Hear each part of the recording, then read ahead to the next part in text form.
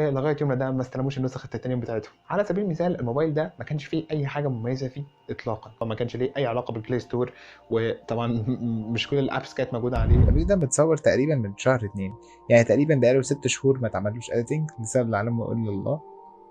مش عارف صراحة الفيديو ما اتعملوش اديتنج، بس المهم ان في شهر 2 الدنيا كانت تلج وبتاع، فانا كان عندي دور برد مطلع لما نصور الفيديو ده، ودرجة حرارتي تقريبا حوالي 39. عشان كده تحس ان انا غريب شوية، او هتحس ان الفيديو مش اكتر حاجة مظبوطة في الدنيا، لاني كنت تعبان جدا جدا لما بصور الفيديو ده. حتى من كنت التعب ما قدرتش اعمله مونتاج بعدها. مش عارف عملت ليه سويت الفيديو انا عندي برد، بس قشطة يعني.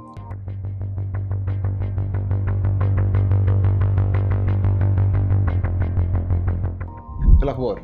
ازيك عامل ايه؟ بص يا معلم، يا ريت لو انت لسه اول مره تشوفني او لسه ما عملتش اشتراك في القناه ما تنساش تشترك في القناه كده وتفعل زرار الجرس عشان كل ما انزل لك فيديو ان شاء الله يوصلك اشعاره اول باول.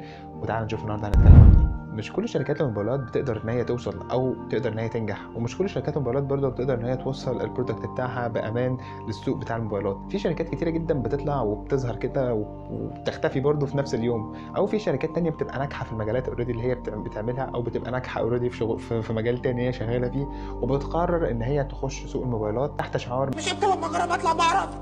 فاحنا النهارده جمعنا لكم 3 شركات ما كانوش اصلا وما لهمش اي علاقه بالموبايلات، ولكن هم حاولوا يخشوا سوق الموبايلات وفشلوا فشل ذريع. اول موبايل معانا هو الريد هيدروجين 1، وايوه زي ما انت تخيلت كده، فعلا الموبايل ده جاي من شركه ريد، الشركه العملاقه بتاعه تصنيع الكاميرات السينما اللي بيتخطى سعرها الاف الدولارات. بس تعالوا نشوف مواصفاته كده. الموبايل ده كان جاي بسناب دراجون 835 و6 جيجا بايت رام ومساحه تخزين داخليه 128 جيجا. بديهيا طبعا الناس توقعت ان الكاميرا في الموبايل ده هتكون خرافيه جدا جدا، وان مش هيبقى فيه منها اتنين حرفيا، يعني فاهم. الموبايل ده جاي من شركه ريد، ده هي اصلا ناس فاهمه يعني ايه كاميرا، وناس عارفه شغلها كويس جدا، وبتصنع كاميرات بالاف الدولارات، فاكيد الموبايل ده هيجيب كاميرا خرافيه جدا. ده يعني للاسف اللي كانوا الناس فاكرينه. للاسف الموبايل ده فشل ذريع جدا بسبب ان اقوى نقطه قوه عنده وهي كانت الكاميرات فشل فيها فشل ذريع جدا جدا. هو الكاميرات كانت جايه فعليا باداء موبايل ميد رينج، بل بالعكس في موبايلات في الميد رينج اصلا كانت بتدي برفورمانس افضل منه بكتير من ناحيه الكاميرا.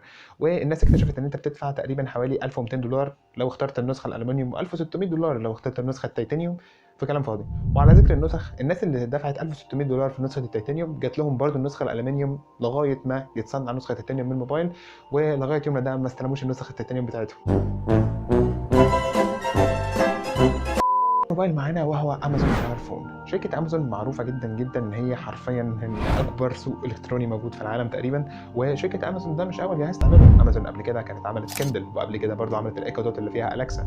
فيعني ده مش اول جهاز تعمله، ولكن مش معنى ان ده اول جهاز تعمله ان هي هتكون ممتازه في سوق الموبايلات او ان هي تعمل موبايل ينجح. ده ملوش اي علاقه. للاسف النقطه اللي قتلت الموبايل بتاعت امازون دي نبعت من سوء التخطيط بتاعهم، ان هم ما كانش غرضهم ان هم يعملوا موبايل على قد ما كان غرضهم ان هم يزودوا من عدد مستخدمين امازون او يزودوا من الناس اللي بتستخدم امازون كل يوم. تعالى اوضح لك اكتر انا اقصد ايه. على سبيل المثال الموبايل ده ما كانش فيه اي حاجه مميزه فيه اطلاقا، وكان موبايل عادي جدا جدا جدا. وهم فكروا حتى ان هم يكونوا كرييتيف شويه، زودوا ميزه اسمها فاير فلاي، والميزه دي حرفيا هي عباره عن ان انت بتصور اي برودكت موجود عندك في الحياه الواقعيه، وامازون بتوجهك للصفحه بتاعته على امازون.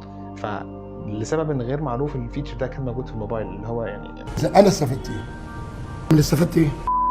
دول حتى شالوا البلاي ستور وعوضوه بحاجه اسمها امازون ستور، اللي هو طبعا ما كانش ليه اي علاقه بالبلاي ستور، وطبعا مش كل الابس كانت موجوده عليه. وده طبعا ناهيك عن السوفت وير العقيم اللي ما كانش ليه اي ملامح، واللي فعلا تجربته كانت عذاب. وهتقولي خلاص اكيد على الاقل الموبايل ده جاي بسعر حنين كده وسعر رخيص ان حتى الناس تستخدمه كفيتشر فون، صح؟ الحقيقه ان سعر الموبايل ده وصل لحوالي 650 دولار، وده ساعتها او في السنه اللي نزل فيها كان قريب جدا، او كان تقريبا هو نفس سعر احدث ايفون موجود في السنه دي. لك ان تتخيل طبعا الموبايل ده اتداس على وشه ازاي. اجلد. رقم 3 لامبورجيني الفا 1.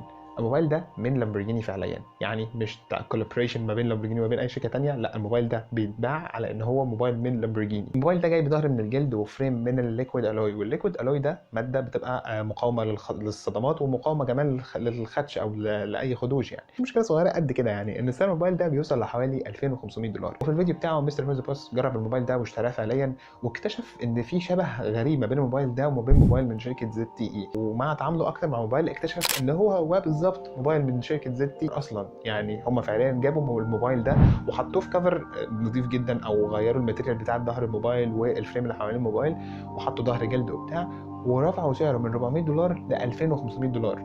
وحطوا طبعا سوفت وير رخيص جدا جدا، وضيعوا السوفت وير بتاع شركه زد تي اي، ولكن ستيل هو نفس الموبايل بنفس الاداء بالظبط. فرفعوا سعر الموبايل من $400 ل $2500. حركه زباله جدا جدا من لامبورجيني، وحركه غير مفهومه بالمره. الفاجر انا القادر. كده اكون خلصت كل اللي كنت عاوز اقوله. يا ريت لو الفيديو بتاعك عجبك ما تنساش تعمل لايك للفيديو ده، وتعمل سبسكرايب في القناه، وتفعل زرار الجرس عشان كل ما انزل لك فيديو ان شاء الله يوصلك اشعاره اول باول. شكرا لك جدا، واشوفك الفيديو الجاي ان شاء الله. السلام عليكم.